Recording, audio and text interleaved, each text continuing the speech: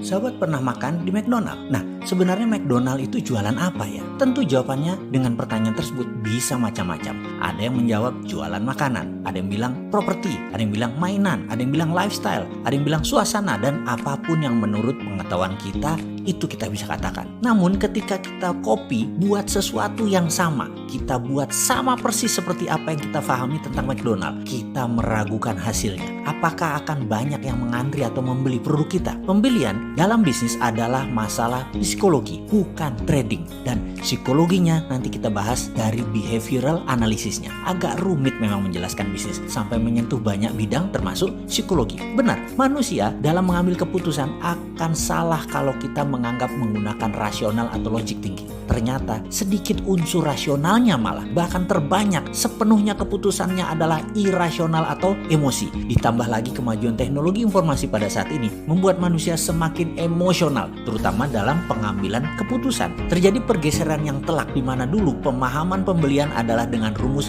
munculnya kebutuhan atau need recognition, diikuti dengan pencarian informasi atau informational search, diikuti dengan evaluasi alternatif produk yang akan kita beli atau evaluation of alternative, kemudian melakukan pembelian dan penggunaan atau purchasing and consumption. Oke, sekarang kenyataan terbanyak pada saat Anda jalan ke mall, ke Senayan City misalnya, di mana niatnya mau membeli celana jeans dan minyak wangi. Ternyata proses belanja itu tidak semulus logika kita sewaktu berangkat di awalnya. Seberapa sering ternyata Anda pulang tidak jadi beli celana jeans, malah beli baju atasan, tidak jadi beli parfum, malah beli handphone terbaru. Di mana rasionalnya? Benar nggak perkataan ini? Apakah ini pengalaman kita semua atau hanya saya? Kembali ke McDonald. Apakah McDonald laku keras karena lokasinya? Atau laku karena Big Mac-nya, karena McNugget-nya, karena McChicken-nya? Kalau secara rasa, semua produk McDonald biasa saja menurut saya. Bahkan dibandingkan sate ayam misalnya di depan rumah sakit Pertamina, lebih enak di situ.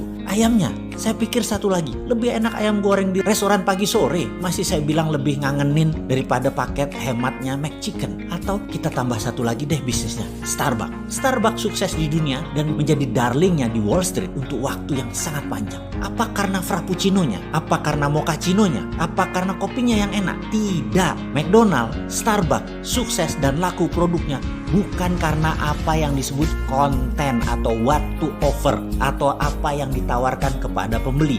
McDonald sukses bukan karena makanan, Starbucks sukses bukan karena kopi. Konten adalah sesuatu yang berhubungan dengan rasional kita.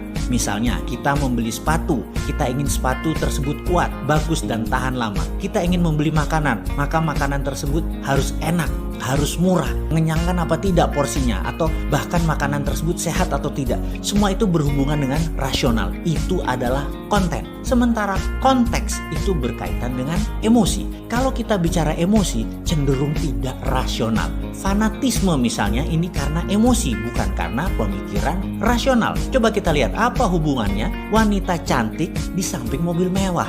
Apa hubungannya koboi dengan rokok Marlboro? Apa hubungannya kecantikan dengan body shop yang mengatakan against animal testing? Sekilas memang tidak nyambung, tapi itulah konteks, itulah emosi. Sekali lagi, McDonald bukan melulu karena makanannya. Starbucks, Subway, Chipotle, sekali lagi bukan karena makanannya atau minumannya. Merek-merek besar tersebut menjadi besar sejak day one karena konsep konteksnya. Konteks adalah how to offer. How, bagaimana cara Anda menawarkan produk tersebut jauh lebih penting daripada apa yang Anda tawarkan ke pelanggan Anda. McDonald sukses karena konsep service, cleanliness, dan family value-nya. Keramahannya kepada anak-anak, tersedianya tempat main, termasuk event-event pada saat hari khusus seperti ulang tahun dan pesta anak lainnya. Merchandise anak-anak, The Toy Stories, Hello Kitty, dan banyak lagi lainnya mempertahankan citra atmosfer restorannya fun dan friendly. Ini semua adalah konteks, ini semua adalah emosi. Sekali lagi, dari sisi yang lain saat ini, konten saja tidak cukup untuk memenangkan kompetisi bisnis. Harus masuk ke emosi, harus masuk ke konteks.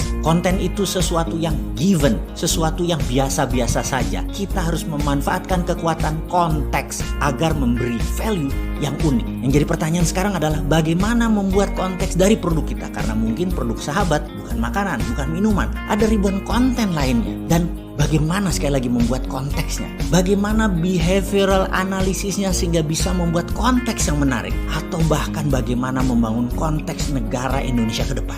Nah, ini pertanyaan serius yang harus dijawab serius. Masih mau lanjut? Masuk harus bos, men sih ngurus negara? Gak cocok bener dah nih.